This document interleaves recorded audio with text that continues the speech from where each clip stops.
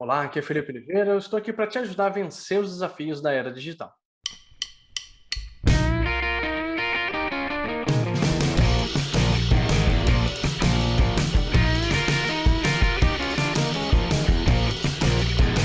Bom, no vídeo de hoje eu quero explicar para você, com uma visão bem objetiva, do que é o tal do replenishment. E uma visão importante do porquê que você não pode comparar, por exemplo, com a planning do Scrum. Isso é algo que as pessoas já fizeram. Eu mesmo já fiz essa comparação, já considerei replenishment algo muito parecido com planning e vice-versa. E no final das contas, conforme a gente vai estudando, entendendo e praticando, a gente vai percebendo as diferenças entre essas coisas. Então eu quero te explicar essas diferenças e principalmente te dar uma visão do que é replenishment no seu dia a dia. Vamos lá? Bom, vamos lá. Primeira coisa, vamos explicar primeiro a planning, vamos relembrar o que é a tal da planning do Scrum e relembrar o que é o tal do replenishment. Então, primeiro, a planning do Scrum. Como que a planning do Scrum, em essência, funciona? Você vai ter aqui uma quantidade X de pessoas trabalhando, né? Dentro de um determinado backlog. Essas pessoas, elas têm uma série de itens que querem trabalhar, certo? Essa série de itens, ela vai ser entregue num determinado prazo, né? Você tem ali 2 semanas para entregar esses tais itens para o time, para a sua área, para o seu PO, o seu PM. Então, durante a planning, você vai sentar, entender qual é o objetivo, por que você vai executar aquilo, a sua meta da sua sprint, certo? Vai se comprometer com a meta da sprint, vai analisar quais desses itens de backlog aqui cumprem essa meta. E aí, no final das contas, você vai tentar entender também todos os critérios vinculados a cada um desses itens, né? Todos os definition of ready, todos os critérios de aceite, certo? E aí, o que couber dentro dessas X semanas, né? 2, 3 semanas, você vai priorizar para o seu backlog, certo? Então, nesse contexto, você pega lá, é um lote que você vai pegar, certo? Um lote que se espera que seja entregue durante 2, 3 semanas. Essa esperança que você tem é baseada em algum tipo de estimativa que você usa normalmente, e aquilo tem que ser entregue em 2 semanas, certo? Eu não vou analisar, eu analiso até item a item, né? Mas eu não vou analisar o fluxo em si, eu vou fazer as minhas estimativas baseadas na minha meta, baseadas nos itens que tem que entrar dentro daquele processo, e aquilo entra na planning e tem que sair daqui a 2 semanas de alguma forma, certo? Beleza. Então, a planning essencialmente é isso, é um funil de demandas aqui, onde eu tenho uma entrada de coisas aqui, uma saída de coisas aqui. Essa entrada tem uma quantidade de itens pré-fixado, né? Você tem ali um lote, um tamanho de lote X, que tem que sair daqui a 2 semanas, e isso, em tese, tem uma blindagem que as pessoas colocam ali sobre cada uma dessas demandas para sair no final. Ok. Isso essencialmente é como o planning é executado hoje em dia, né? Cada time senta para fazer isso e aí decide até mesmo se itens estão preparados ou não, mas em tese os itens têm que chegar já preparados por causa do processo de refinamento anterior, tá? Beleza. Isso é uma planning. Agora, como é que a gente fala do replenishment? Bom, o replenishment é um pouquinho diferente quando a gente fala sobre planejamento, tá? Porque é preciso você entender primeiro o seguinte, o replenishment, ele não tem... um ponto importante, né? A planning você vai executar fixamente, de forma fixa, a cada 2 semanas, nos mesmos dias, nos mesmos horários, beleza? Não importa o que entregue ou não na última sprint, você sempre vai executar no mesmo momento, no mesmo dia, e você vai priorizar mais ou menos sempre o mesmo tipo de pacote com relação ao que você precisa entregar. Claro, pode ser que uma sprint anterior tenha resvalado alguma coisa, você prioriza de novo, mas ainda assim é a quantidade de lotes que você aplica. Agora vamos pegar o replenishment, então, de novo. Primeiro, replenishment não é um tipo de evento, tipo de reunião, que tem um tamanho fixo ou um horário fixo. Tá? Você não vai fazer isso necessariamente toda segunda-feira, ou toda terça-feira, ou a cada 2 semanas, a cada 3 semanas. Tá? Segunda coisa, ele não tem um horário específico, né? Então você não vai ter, vou fazer isso em meia hora, em 1 hora, em 2 horas. Não quer dizer que ele não possa ser padronizado, pode ser que você encontre no seu dia a dia um padrão para isso. Olha, a gente executa o replenishment a cada 2 semanas porque isso funcionou. A gente executa o replenishment a cada 3 semanas porque isso funcionou. Ok, tá? Não é um problema. Mas não existe uma obrigatoriedade fixa sobre o tamanho ou execução, ok? Da mesma forma, quando a gente fala de replenishment, a gente tem que pensar em fluxo. Porque no final das contas o replenishment, ele é o momento onde eu reabasteço o fluxo. O replenishment não é uma palavra inventada, tá? Ele é literalmente uma situação para você reabastecer alguma coisa. Se você for olhar, por exemplo, nos exércitos de Roma, na hora de, no final de uma batalha, né, ele reorganizava o batalhão ou o exército. Ele puxava mais legiões, né? Por exemplo, tinha vários momentos nas guerras que Roma fazia, onde ela tinha 10 legiões para batalhar, mas ela só levava para o campo de batalha 3, 4, 5 legiões. Né? Só para você ter uma ideia, cada legião tinha 5.000 homens, tá? Então, 3, 4 legiões iam para a batalha. Beleza, fomos para a batalha, perdemos 2 legiões inteiras. Beleza, agora vamos trazer mais 4 aqui então, já que o exército inimigo é tão forte assim. Né? Então, eu estou reabastecendo e reorganizando o meu fluxo de trabalho para comportar o meu objetivo, para comportar o que eu quero atingir. Okay? Beleza. Então, dentro desse processo da replenishment, eu sento com as pessoas envolvidas naquele fluxo. Isso pode ser o time de desenvolvimento, isso pode ser o PM, isso pode ser o SDM, que é um papel aí que o Kanban trouxe com o tempo. Tá? Todas as pessoas que precisam trabalhar naquela demanda, sejam pessoas técnicas, pessoas que estão associadas às dependências, pessoas de marketing, todo mundo que vai influenciar naquele trabalho. Ok? Baseado nisso, eu vou olhar para o meu fluxo de trabalho versus as demandas que tem e reabastecer esse fluxo. Então, por exemplo, digamos que hoje eu comecei o meu dia hoje com 2 demandas no fluxo de trabalho. E o meu work in progress ele é de 7. Então eu vou trazer aqui mais ou menos 4 demandas, que é para reabastecer, para trazer mais itens e ter o meu fluxo de fato rodando, ele não ficar passando fome de demandas, né? Então eu vou sentar com o meu time e analisar, bom, quais demandas hoje são prioridade? Como essas demandas estão hoje? As dependências estão mapeadas? Tecnicamente, temos conhecimento sobre essas coisas? Quais dessas demandas a gente tem aqui que fazem sentido ser executadas agora? A gente tem capacidade para alcançar essas coisas? Todas as atividades para executar aqui, a gente tem visão ou ainda vai ter que ter visão? Tá? Elas estão classificadas corretamente por tipo de demanda, por classe de serviço? Então, são algumas questões que a gente avalia dentro da demanda. E se existe alguma dependência, alguma informação necessária para você começar a desenvolver. Tá?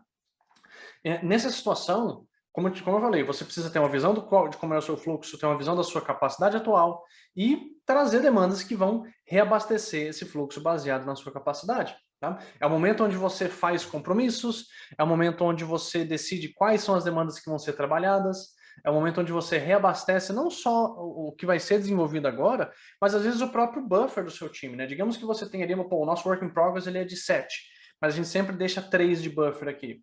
Então, esses podem ser os itens que você vai também colocar. Tá? Então, o replenishment envolve esse processo de, conforme eu estou entregando coisas, eu faço essa reunião para reabastecer o meu fluxo e não ter nenhum tipo de parada muito grande para puxar demandas. Tá?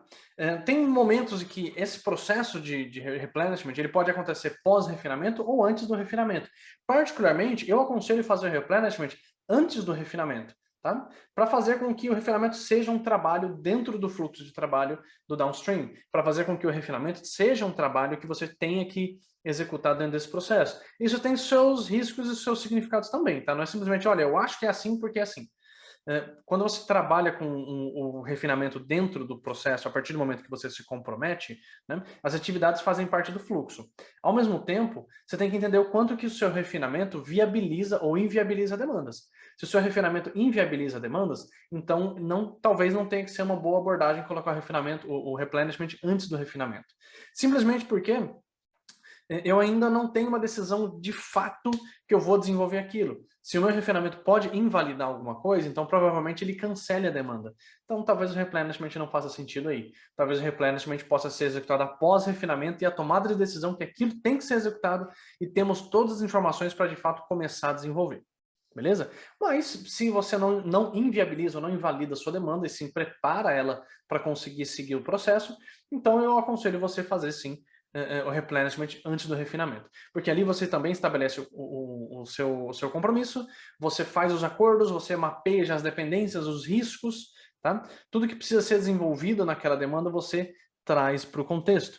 juntamente com toda a parte de experiência, requisitos para começar a desenvolver aquilo, dependências entre times, entre áreas, tá? Então é o momento onde você traz esse tipo de perspectiva. Tá? Eu já vi situações onde os times faziam replenishment logo antes de iniciar um card. Então, o card ele era refinado em outros momentos, né? E aí eles iam lá toda segunda-feira e faziam o replenishment dos itens para começarem a ser desenvolvidos. De novo, se adapte e veja o que faz mais sentido aí para o seu contexto, para a sua realidade. Tá legal? Então, por que eu não posso comparar, no final das contas, o replenishment com a planning? Veja que são estruturas diferentes. Né?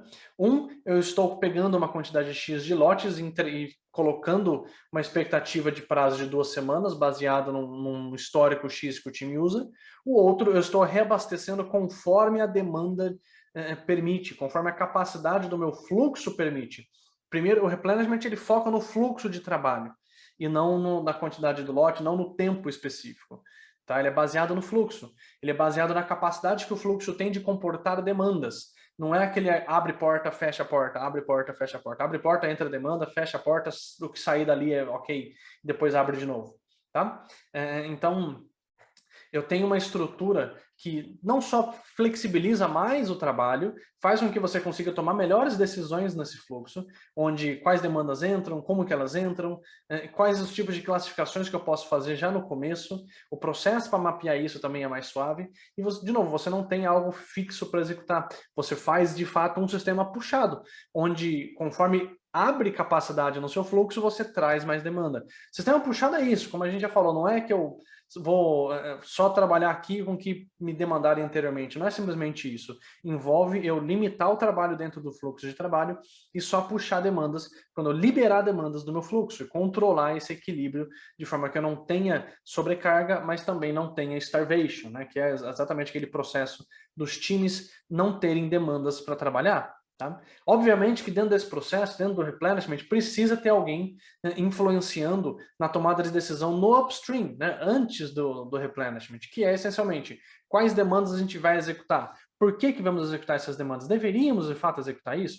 E aí tem todo aquele processo de discovery, todo aquele processo de alinhamento com áreas e priorização das demandas que você vai colocar no seu dia a dia. Okay? Então, o replenishment faz muito parte desse mecanismo de gestão de fluxo contínuo para que você consiga minimizar os impactos de um processo empurrado e não ter um processo empurrado no seu ambiente. No final das contas, você está contendo quais demandas podem, às vezes, trazer problema para o seu fluxo. Tá? As métricas, por exemplo, do dia a dia que a gente fala, né? Cycle time, lead time, work in progress, mas lead time e vazão, principalmente, podem ser usadas exatamente aqui. Porque se você, por exemplo, sabe que seu work in progress é 6, algum compromisso relacionado a alguma data pode ser feito nesse momento. Porque pode chegar uma demanda com uma data. Com uma data, por exemplo, eu preciso entregar isso daqui a 2 semanas e meia. Essa data específica, ela é acordada, alinhada e ali explícita no replenishment, tá? No momento que você está reabastecimento do seu fluxo. Então, é extremamente importante que haja esse alinhamento, que as pessoas tenham controle sobre tudo isso, tá? Quem vai executar, no final das contas, o refinamento pode ser o seu PO junto com o seu agilista, junto com o seu time, ou, dependendo da forma como está estruturado o seu ambiente, tem lá aquele Service Delivery Manager, né? Que é a pessoa responsável pelo reabastecimento, não pelo reabastecimento, mas pela execução, por facilitar esse evento. Tá? Muita gente fala, na verdade, que o reabastecimento não é um tipo de cadência, um tipo de reunião que você precisa, de fato, facilitar. Porque, no final das contas, se eu tenho um backlog priorizado e ordenado de forma adequada, eu tenho um preparo mínimo para essas informações, é simplesmente o time ir lá e pegar a demanda e começar a trabalhar nela, executar as atividades que são cabíveis para aquele tipo de demanda. Ok? Então, se, por exemplo, o seu replenishment ele é baseado no início do refinamento, então beleza, o card tem que estar escrito já de forma correta, você vai tirar as dúvidas das pessoas que vão tirar essas dúvidas, PO, PM, sei lá, e começar a trabalhar no item. Se o seu replenishment ele vai ser a partir do momento que você tem que começar, então a partir do to-do, por exemplo, é simples, você tem o seu fluxo de trabalho, você pega as demandas, por exemplo, fala, hoje a gente vai repor aqui 4 itens. Você vai pegar 4 itens, vai botar no teu processo e vai executar as suas demandas. Não tem muito o que brincar aqui. Né? Você estabelece ali esse momento e executa. Tá? Qual que é o melhor, Felipe? Um dos dois? Depende do contexto, mas minimamente você está garantindo isso, que você está estabelecendo um processo que vai garantir uma gestão da capacidade melhor. Isso tem a ver com aquela prática, por exemplo, da gestão do fluxo, né? Gerenciar o fluxo, a prática do Kanban. Isso te ajuda a ter essa visão mais ampla da coisa e garantir que todo mundo vai conseguir trabalhar com espaço adequado, tanto para melhoria quanto para ter uma visão geral do seu processo. Legal. Você entendeu, então, a diferença entre o replenishment e a sprint? Veja que a replenishment tem uma visão de fluxo, enquanto o planning tem uma visão de sprint. No replenishment eu garanto a gestão da capacidade, enquanto na planning eu trabalho lotes entrando no fluxo e espero que ele saia do outro lado. Né? O replenishment ele tem uma visão mais flexível de trabalho, enquanto a planning ele é executada de forma mais fixa. Então são coisas bem diferentes. No replenishment eu não estou necessariamente planejando as coisas. Tá? Eu estou simplesmente reabastecendo meu fluxo, não estou falando que, olha, ó, isso aqui vai acontecer. Tá? Eu tenho uma capacidade, a capacidade X, o replenishment vai ser adequado de acordo com a capacidade. Enquanto na planning, eu de fato, eu não necessariamente eu vou muitas vezes falar de capacidade, mas não da mesma forma. Não da forma que eu estou olhando para o replenishment, não numa forma de gestão de fluxo. Tá? E sim um pacotinho pronto para ser entregue, e com a expectativa de que isso vai ser entregue lá no final. Beleza? Espero que você tenha gostado desse vídeo, espero que ele tenha sido claro. Se não ficou claro, comente aqui, traga suas dúvidas e a gente vai discutindo isso com o tempo. Não se esqueça de se inscrever no canal, de dar um joinha aqui pra gente, para que a gente consiga disseminar isso para mais pessoas. Compartilhe com os amiguinhos, para que todo mundo tenha acesso a esse conteúdo. Grande abraço.